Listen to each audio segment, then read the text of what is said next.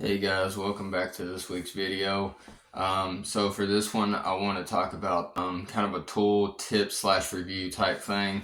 And the tool I want to talk about this week is something I feel like is kind of an underrated tool of sorts. I feel like it kind of gets, as far as tools go, it's kind of in the shadows a little bit, especially with DIYers. Or people who don't do this on as a profession daily.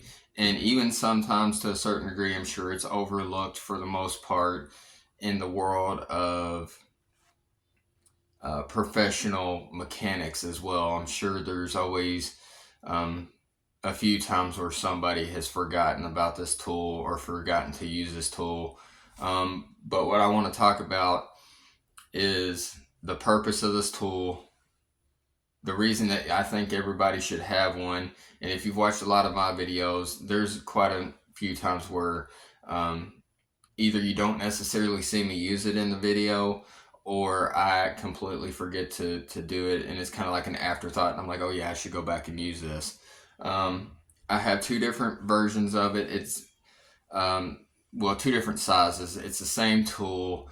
They do make a couple of different versions of this tool, and I'll try to talk about the ones that I do have, and I'll definitely try to talk about the ones that I don't have, the differences, the pros and cons to these, and why I think, especially if you're a DIYer like myself,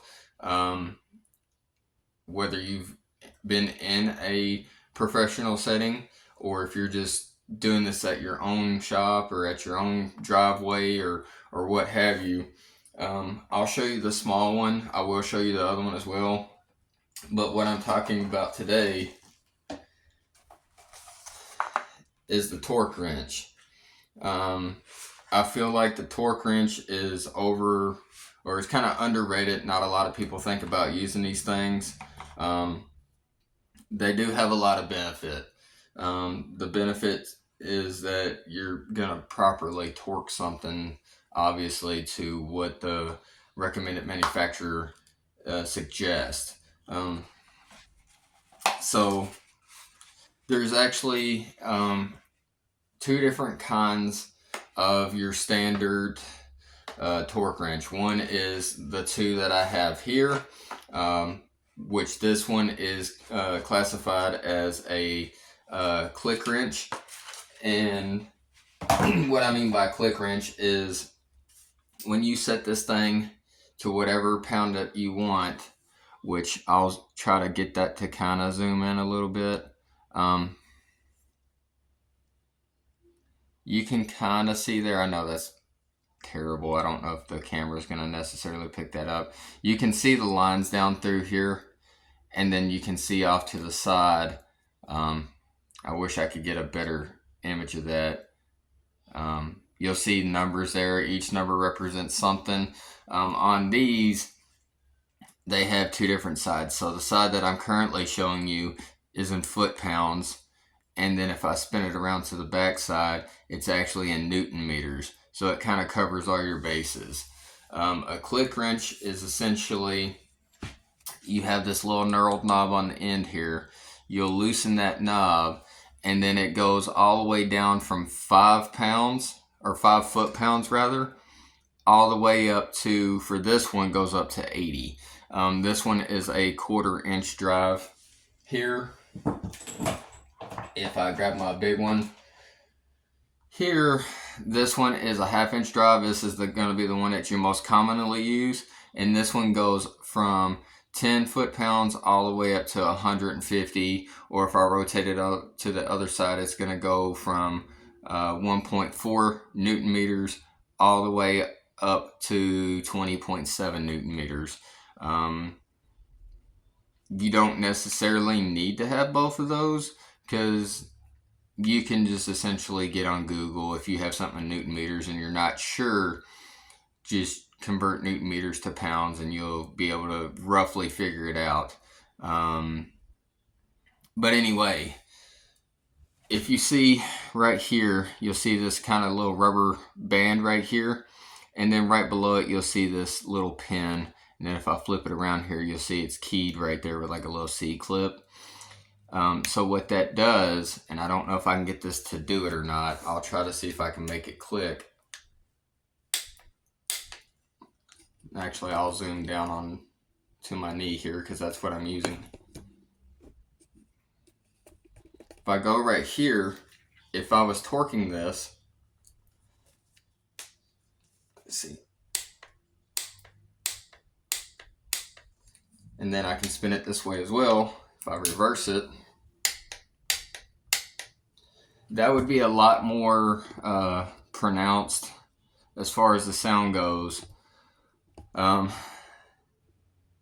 For if I was using it on an actual purpose, if I was using it on a nut or a bolt or what have you. Hence the name click sock or click ratchet, or click style torque wrench. Where this little ring is right here versus the head, this actually pulls the whole head left or right. So you're not really bending the bar per se, you're just pulling that tension and it's pushing this whole head to click on the side or down here, and it's under tension obviously. And the handle down here, this loosens like that, that's fully loosened. And then, like I said, I know that's hard to pick up there, but you'll see these little lines right here. And actually, I'll grab one of the instruction pamphlets out of here so maybe we can actually pick this up a little bit better.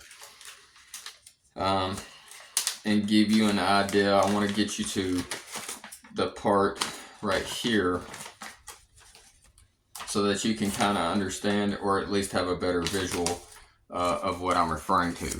So you can see, if I can get that to pick up, see how it has this line down the middle, and then it has like this little kind of tree thing that goes up left and right.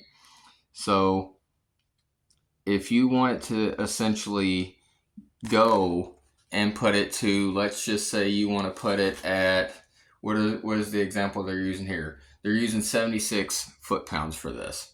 So you would put it, I wish that camera was a little bit better. You'll put it at the bottom of that Z, right? On 0.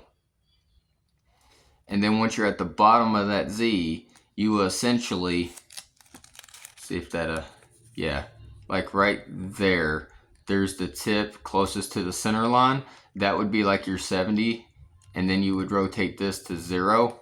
And then once you get to that bottom where it's zeroed out, closest to that indicated number, if you needed an additional 6, you would just turn the handle portion 6 more turns. So all the way around this, and you can kind of see right there, 6, 4, 2. So it goes in 2-pound increments, but then if you look up here, there's little single lines. So that would indicate your, if I go here, that's 0, and then 1, 2, 3, 4, 5, 6, 7, 8, 9, and then back to 0. The most common things you're going to use this for, obviously, is going to be the most common example of what this is used for is going to be used for lug nuts. But anyway, if you were setting this up, you would basically loosen this up as much as you can, the little knurled ball at the end, and then you hold this part stationary, and now you're just going to spin that handle. And then you would set it up to whatever number you need it. And then if, I don't even know what this, I have this currently set to 16. So then once you have it set to 16, you hold this part, spin your knurled handle clockwise until you can't spin it no more. That locks in your number so that the handle, no matter how much you fidget with it, is locked. Inside of this handle, you'll see this knurled part right here. It's because there's actually a spring that runs all the way through this to a certain distance, obviously. As you spin this handle clockwise, you're putting pressure on that spring, which is creating a tension down here. So based on this number and how it's been calibrated from the manufacturer, that will determine how much spring tension needs to be put on this to get you to your correct poundage. And you can go and go and go and go and go till you hear the nice little click, which is very beneficial. This also has your standard little left and right click up here, so you can go either direction with it, just like a regular ratchet. I will say this is probably going to be a little controversial, but this is just my preference and how I use this tool. I only use this for torquing. I never use either one of these for actually breaking anything loose. That's not to say that might not be what it's actually intended for. There's nothing that I've found that says that it is or is not for breaking anything loose. However, I feel like there's another much beneficial tool for that, which is referred to as a breaker bar. Y'all have seen me use those quite a few times on these videos in the past. If you watch some of my older videos, I use them quite often. The only thing I use these for is specifically for getting things to their recommended manufacturer torque spec. So when you get one of these click style ones, they come with a couple of things. They come obviously with their instruction booklet. I highly recommend just kind of doing a quick summary over it, at least so that you can kind of understand how to use the adjustment for setting it to a certain torque. Another thing that you should have with these, everyone that I've ever seen does have one, is this little paper here. So this is an inspection table. So the one here that I have in my hand, the product name is a 3/8 torque wrench. Serial number is not indicated on here. It is indicated in the top of the box, and I do not care to show this. So if you look right here, where it says caution, right here it says serial, and then that's your number right there. This will give you your serial number, a UPC number, and basically tells you some other stuff. But back to this paper here. What this basically tells you is your data test. It's telling me that this one is plus or minus 4% within its recommended accuracy point.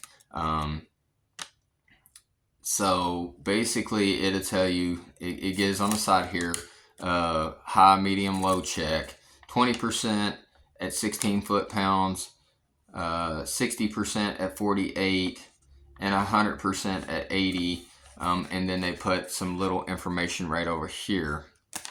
The one thing, unfortunately, that I do not see in mine, and I will tell you that yes, these are the Harbor Freight quality ones, so take that for what you will.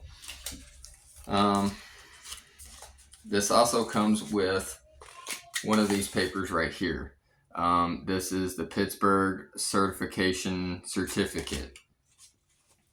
And basically, all this really just breaks down to is that to ensure accuracy, this 63880 torque wrench has passed the production calibration test.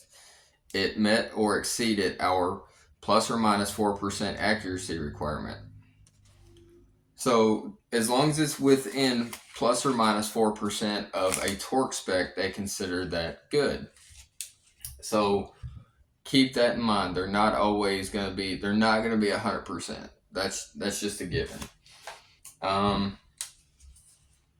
here's something else that I think is kind of rather important to kind of speak on a little bit, and that is the fact that if you're in a professional setting, right, and I'm not 100% sure on this, I'm sure everybody has a difference in it, or a preference or a recommended depending on the manufacturer. I'm sure all of them have a different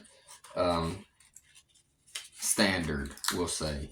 And that is that if this is something that's used all the time, or maybe if it's something that's not used all the time, this is definitely something that needs to be calibrated after extensive use, or inextensive use. If it's not used a lot, it probably needs to be calibrated after X amount of years. And if it hasn't been calibrated, you probably need to send it off and have it calibrated.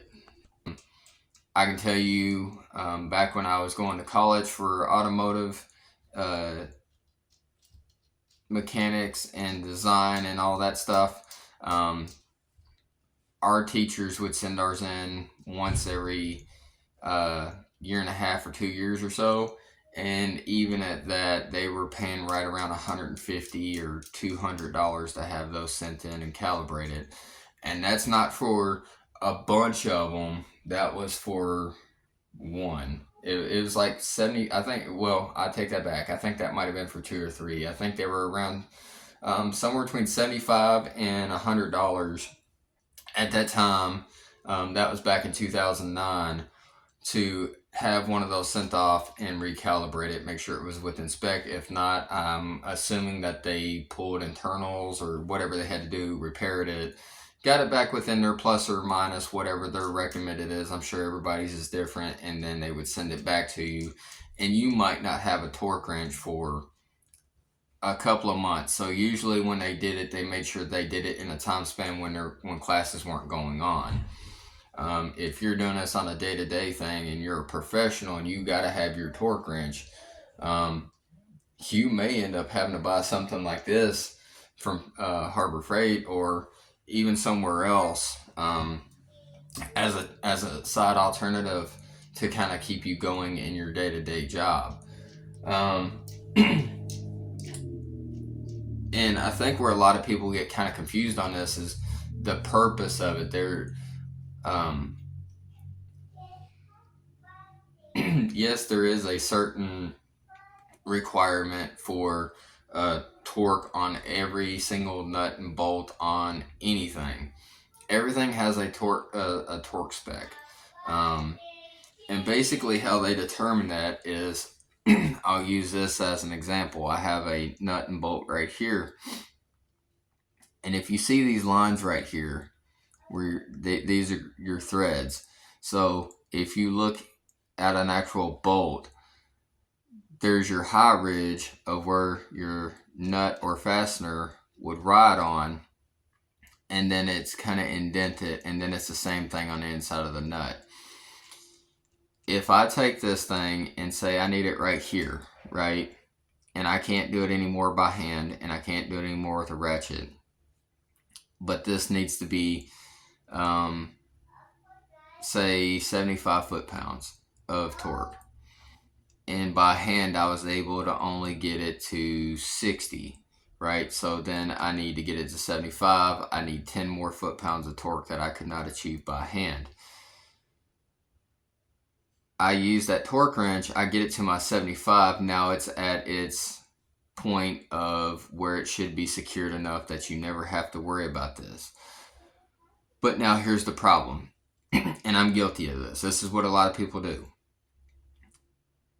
You know you need this thing tightened, so what you do is, if you're me or somebody else, because like I said, I have been guilty of this many times, and a lot of people are, either you take a ratchet and you torque this thing down as tight as you possibly can with that ratchet.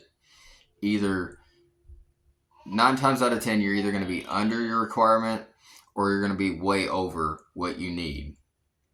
And a lot of people are saying, well, if it's over or it's tightened and I can't move it, then it must be good. In theory, I guess you're kind of right to a certain degree, but here's the problem with that. Let me get you a slightly better example. I actually have one here, and no, this is not an actual thing.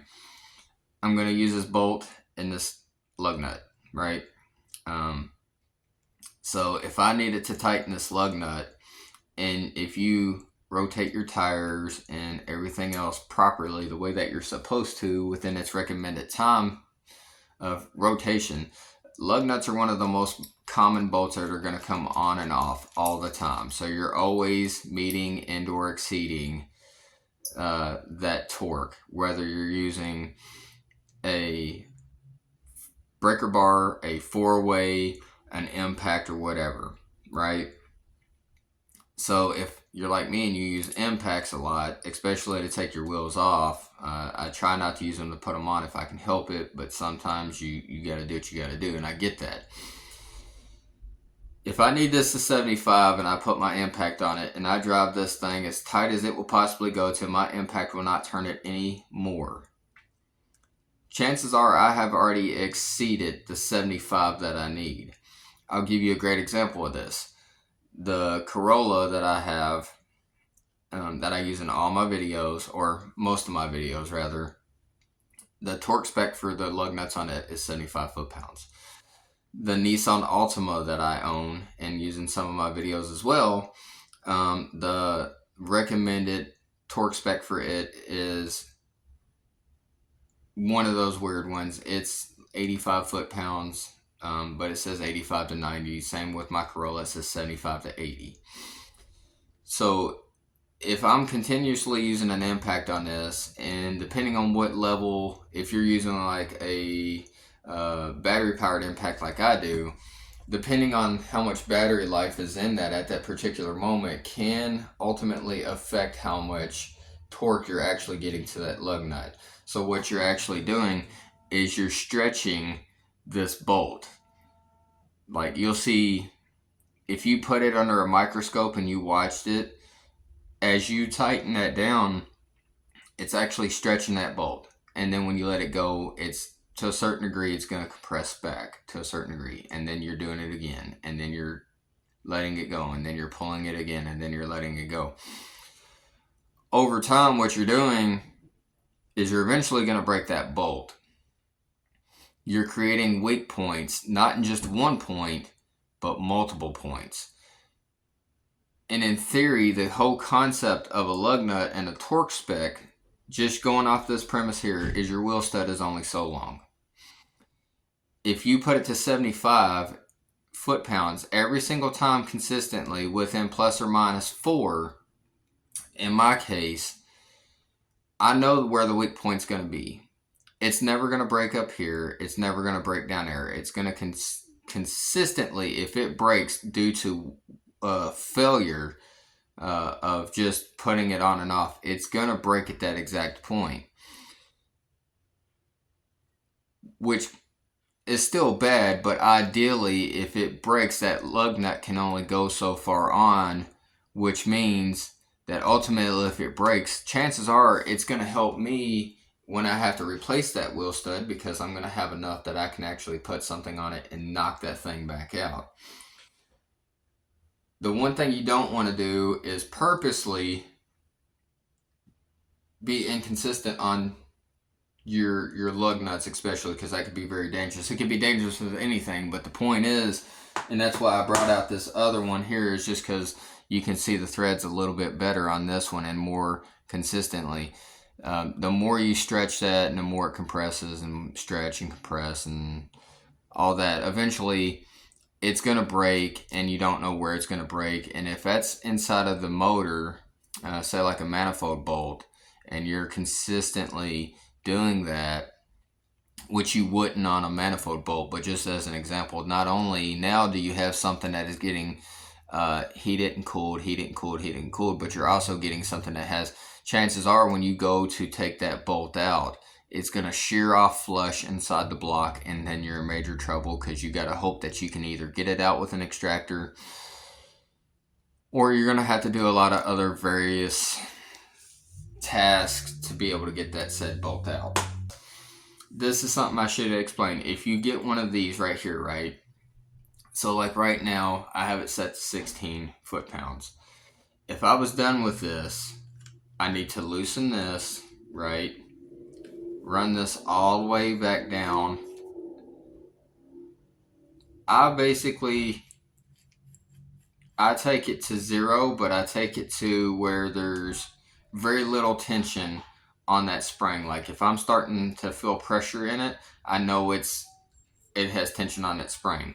I want it to be somewhat loose, but I don't want it so loose that the handle's going to fly off from it. So I'll go just below the last number on this, which is being 10. And mine has the grease inside the handle here just to kind of keep everything lubricated. Once I start to see that grease, I know I'm good. And then I'll go ahead, just so I know I have to do it, and I'll lock that knurled knob back down. This handle always has to be loose, completely at 0 when stored. Because what happens is if you have tension on this at 20, and then you need to go again and you put it at 50 or 70, and then the next time you're putting it here and you never set this thing back to 0, you're changing the tension on that spring, and it's so once it resettles, it's going to settle to the closest point. So if you leave it stored on 20 forever and then you finally go use it at 75, if you were to lower it back down, it's now that spring has already settled itself at 20 and not 0, if that makes sense. I know it's a lot of information being thrown at you, but I wanted you to be informed of it, or have the most information that I could possibly give you on this, so that you can kind of determine if this is a tool that you need or not. I want to try to continue to go in depth on every tool video that I do. I want to try to make this part of my series. I want to make it a series, essentially, where maybe I can get you a little bit bonus content, just so that I just don't feel like there's a lot of people that are kind of doing things like this, in the sense of you have a car repair channel, but at the same time you have all these tools, and you watch somebody and you're, oh man, I like that tool, but I don't know what it is and I don't know how it works. I found quite a few tools that I now have in my arsenal that I didn't know existed until I started watching YouTube way back in the day, and I still have quite a few guys that I watch, and I love their videos, but they sometimes they forget, like me in my videos, I forget to mention things sometimes, and so you wish you knew what it was, but they don't always mention it. So then you spend hours and hours of research doing it, to where I want to try to eliminate that for you a little bit. I do the research. I see all these different tools and things, and maybe turn it into a small series. Plus, it gets a little bit of bonus content out there for you guys. Kind of maybe helps you get excited about tools, or working on something, or maybe it motivates you to go out and fix that part on a vehicle that you've been kind of pushing back just because you have basic hand tools and you don't know that there might be a tool out there that could help you do it. But yeah, that's it for this one.